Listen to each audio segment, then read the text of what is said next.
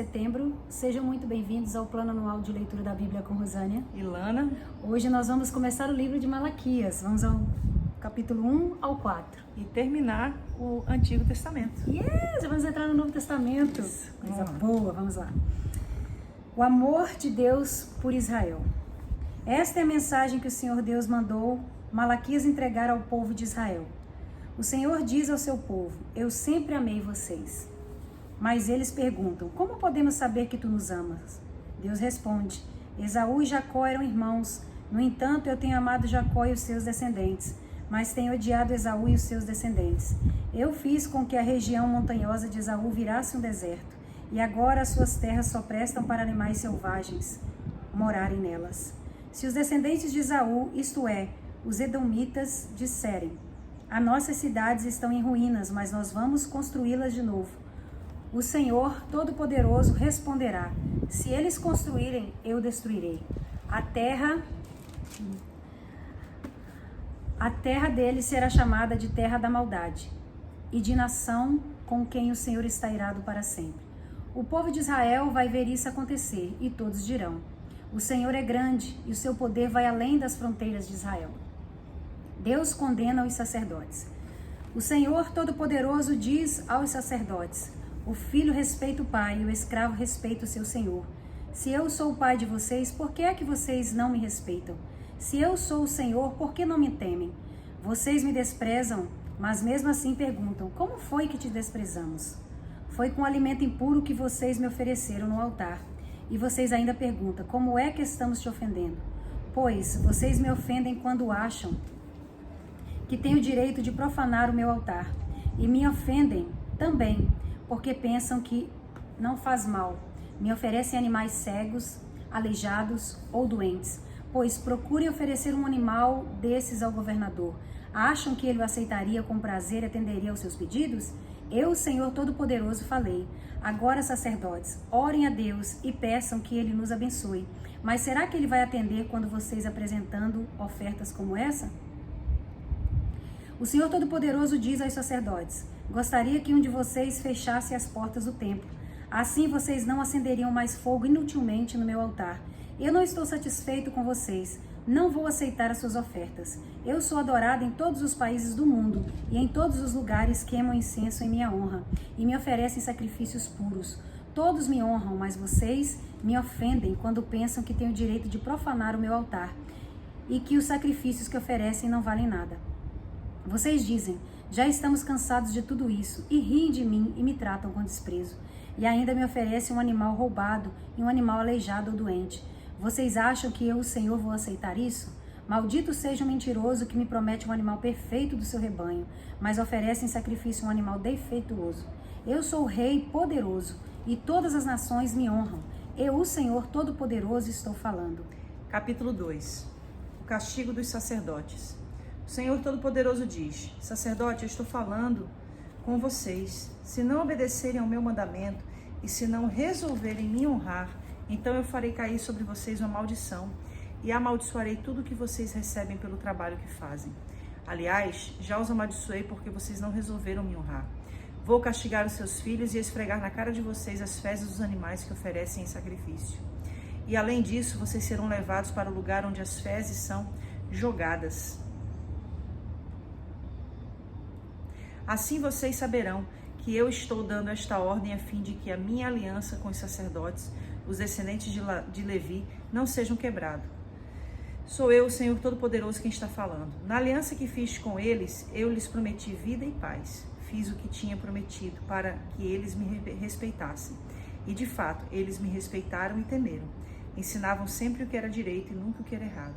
Viviam em paz comigo, faziam o que é certo e ajudaram muitos a deixarem o caminho da maldade. Os sacerdotes devem ensinar a verdade a meu respeito, e todos devem pedir conselho a eles para saber o que é direito, pois os sacerdotes são os mensageiros do Senhor Todo-Poderoso. Mas agora, vocês, sacerdotes, estão saindo do caminho certo, e os seus ensinamentos já fizeram muitas pessoas pecarem. Vocês estão quebrando a aliança que fiz com os sacerdotes, por isso, eu vou fazer com que o povo os despreze e rejeite, pois vocês não me obedecem, e quando julgam causas, não tratam a todos com justiça. Eu, o Senhor Todo-Poderoso, estou falando. a desobediência do povo de Israel. Não é verdade que todos temos o mesmo Pai? Não fomos todos criados pelo mesmo Deus? Por que então enganamos uns aos outros, desprezando assim a aliança que Deus fez com os nossos antepassados? O povo de Judá tem sido infiel a Deus, e o povo de Israel e os moradores de Jerusalém fizeram coisas nojentas. O povo de Judá profanou o templo que o Senhor ama, e os homens casaram com mulheres que adoram ídolos. Que o Senhor expulse do nosso país as pessoas que fazem isso, sejam quem forem, mesmo que apresentem ofertas ao Senhor Todo-Poderoso. Existe uma coisa que vocês fazem: gemem e choram, cobrindo de lágrimas o altar de Deus, porque ele já não aceita mais os sacrifícios que vocês oferecem. E cada um de vocês pergunta: por quê? É porque Deus sabe que vocês têm sido infiel à sua esposa, a mulher com quem casou quando era moço. Ela era a sua companheira, mas você quebrou a promessa que fez na presença de Deus de que seria fiel a ela. Não é verdade que Deus criou um único ser feito de carne e de espírito? E o que é que Deus quer dele? Que tenha filhos que sejam dedicados a Deus. Portanto, tenham cuidado para que nenhum de vocês seja infiel à sua mulher, pois o Senhor Todo-Poderoso de Israel diz: eu odeio o divórcio, eu odeio o homem que faz uma coisa tão cruel assim. Portanto, tenham cuidado e que ninguém seja infiel à sua mulher. O dia do juízo. Vocês falam demais e o Senhor está cansado de toda essa conversa, mas vocês ainda perguntam: como foi que fizemos com que Deus ficasse cansado? Foi por dizerem assim: o Senhor Deus pensa que os que fazem maldade são bons, e de fato Deus gosta deles. Ou então vocês perguntam: onde está o Deus justo? O Senhor Todo-Poderoso diz: eu enviarei o meu mensageiro para preparar o meu caminho. E o Senhor a quem vocês estão procurando vai chegar de repente ao seu tempo. E está chegando o mensageiro que vocês esperam, aquele que vai trazer a aliança que farei com vocês. Mas quem poderá aguentar o dia em que ele vier? Quem ficará firme quando ele aparecer? Pois ele será como fogo para nos purificar, será como sabão para nos lavar. Ele se sentará para purificar os sacerdotes, os descendentes de Levi, como quem purifica e refina a prata e o ouro no fogo. Assim eles poderão oferecer a Deus os sacrifícios que ele exige. Então as ofertas trazidas pelo povo de Judá e pelos moradores de Jerusalém agradarão a Deus, como acontecia nos tempos passados. O Senhor Todo-Poderoso diz a seu povo: eu virei julgá-los e darei sem demora o meu testemunho contra todos os que não me respeitam, isto é, os feiticeiros, os adúlteros, os que juram falso, os que exploram os trabalhadores e os que negam os direitos das viúvas, dos órfãos e dos estrangeiros que vivem com vocês. Os dízimos. O Senhor diz: eu sou o Senhor e não mudo. É por isso que vocês, os descendentes de Jacó, não foram destruídos. Vocês são como seus antepassados, abandonam as minhas leis e não as cumprem. Voltem para mim e eu voltarei para vocês. Mas vocês perguntam: como é que vamos voltar? Eu pergunto: será que alguém pode roubar a Deus? Mas vocês têm roubado e ainda me perguntam: como é que estamos te roubando? Vocês me roubam nos dízimos e nas ofertas. Todos vocês estão me roubando e por isso eu amaldiçoo a nação toda. Eu, Senhor Todo-Poderoso, ordeno que tragam todos os seus dízimos aos depósitos do templo, para que haja bastante comida na minha casa. Ponham-me à prova e verão que eu abrirei as janelas dos céus e farei cair sobre vocês as mais ricas bênçãos. Não deixarei que os gafanhotos destruam as suas plantações e as suas parreiras darão muitas uvas. Todos os povos dirão que vocês são felizes, pois vocês vivem numa terra boa e rica. Eu, o Senhor Deus Todo-Poderoso, estou falando. A compaixão de Deus. O Senhor diz: vocês falaram mal de mim e ainda perguntam: o que foi que falamos contra ti? Vocês dizem: não vale a pena servir a Deus. Não adianta nada a gente fazer o que o Senhor Todo-Poderoso manda ou vestir roupas de luto para mostrar a Ele que estamos arrependidos. É fácil notar que os orgulhosos são felizes e a gente vê que tudo dá certo para os maus. Quando põe o Senhor à prova, eles não são castigados. Então os que temiam o Senhor falaram uns com os outros, e ele escutou com atenção o que estavam dizendo. E na presença dele foram escritos num livro os nomes de todos que respeitavam a Deus e o adoravam. O Senhor Todo-Poderoso diz: eles serão o meu povo. Quando chegar o dia que estou preparando, eles serão o meu próprio povo. E eu terei compaixão deles como o pai tem compaixão do filho que lhe obedece. E mais uma vez o meu povo verá a diferença entre o que acontece com as pessoas boas e com as más, entre os que me servem e os que não me obedecem. Capítulo 4, o dia do Senhor. O Senhor Todo-Poderoso diz: está chegando o dia em que todos os orgulhosos e todos os maus serão queimados como a palha queimada na fogueira. Naquele dia eles queimarão e serão completamente destruídos. Mas para vocês que me temem, a minha salvação brilhará como o sol, trazendo vida nos seus raios. Vocês saltarão de alegria como bezerros que saem saltando do curral. Naquele dia que estou preparando, vocês pisarão os maus como se eles fossem o pó da rua.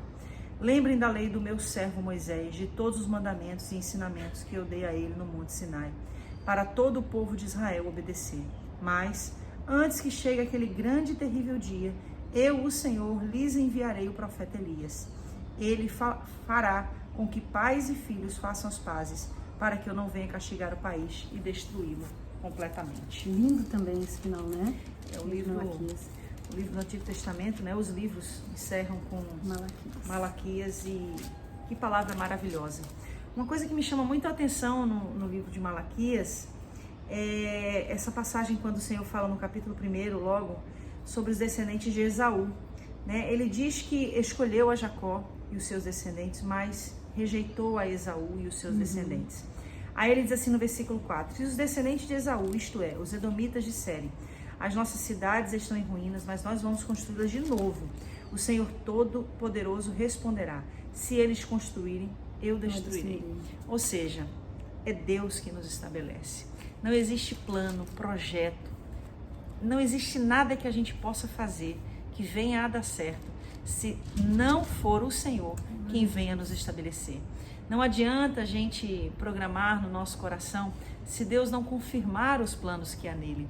Não adianta a gente intentar no nosso coração se o Senhor não testificar desses planos.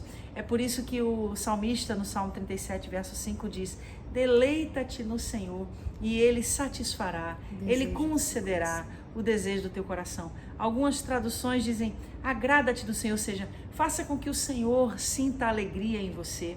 Faça com que o Senhor se agrade da sua vida, se agrade da maneira como você vive, para que então Ele possa satisfazer o desejo do seu coração. E o mais interessante é que quando a gente se agrada do Senhor, quando a gente se deleita no Senhor, quando a gente tem prazer no nosso relacionamento com Deus, até os planos que vêm do nosso coração são colocados por Ele. E é por isso que eles são estabelecidos. O escritor de Provérbios diz que dos nossos corações vêm os planos, mas é o Senhor quem testifica cada um deles. Amém. Eu queria também falar aqui sobre as perguntas, né, que são feitas no livro de Malaquias. É verdade. É uma série de perguntas, né? Por exemplo, no capítulo 2, por exemplo, né? No capítulo 1, no versículo 6, logo na parte C do versículo, o Senhor diz assim, ó: vocês me desprezam, mas mesmo assim perguntam: como foi que nós te desprezamos? Ou seja, Deus está falando de um povo que é eloquente, que é incoerente, essa é a palavra certa, que pergunta para Deus coisas como se não tivesse o entendimento do erro que está cometendo. Aí no capítulo 2 ele fala assim, ó, lá no versículo 17, como foi que fizemos com que Deus ficasse cansado? Foi por dizerem assim: o Senhor Deus pensa que os que fazem maldade são bons, e de fato Deus gosta deles. Ou então vocês perguntam: onde está o Deus justo? Ou seja, perguntas incoerentes. Aqui no capítulo 3 a gente tem a passagem muito conhecida que é a dos dízimos, né? Quando ele diz, como é que nós te roubamos? E o Senhor responde: vocês me roubaram quando vocês deixaram de trazer os dízimos e as ofertas ao meu templo, à minha casa. Então são muitas perguntas que o Senhor traz. O pombo voou, o cachorrinho latiu. Isso aí. Não vamos nem editar essa parte. Então ele pergunta, ele faz as perguntas que o próprio povo fazia e responde coerentemente. Ou seja, as perguntas que vocês fazem são irracionais. Vocês precisam ser coerentes e entender os meus princípios para que vocês possam prosperar. Amém. Essas são as palavras, é um livro pequeno, mas tem muita relevância. Coisa que pode ir falando aí, né? Sim. E o capítulo 4 termina com aquela promessa, né, do profeta Elias, né? Ele fará com que os pais e filhos façam as pazes. Ou seja, é o ministério de João Batista, esse ministério profético que restaura a aliança entre pais e filhos e entre filhos e pais, aplanando montanhas e aterrando vales, e aí preparando o caminho para o avivamento em pessoa, que é Jesus Cristo. Amém. Que a palavra do profeta Malaquias entre na nossa vida e que alguns questionamentos que a gente faz que são completamente incoerentes sejam confrontados com a verdade da palavra. Ela tem que ser sempre a lâmpada para os nossos pés e a luz para todo o nosso caminho. Somente assim a gente não vai se perder na escuridão das trevas da atualidade, das filosofias, dos achismos, dos pensamentos que nos afastam de Deus. Amém. Deus abençoe. Até amanhã. Começando o Novo Testamento. Vamos antes que voe mais pombo. Tchau.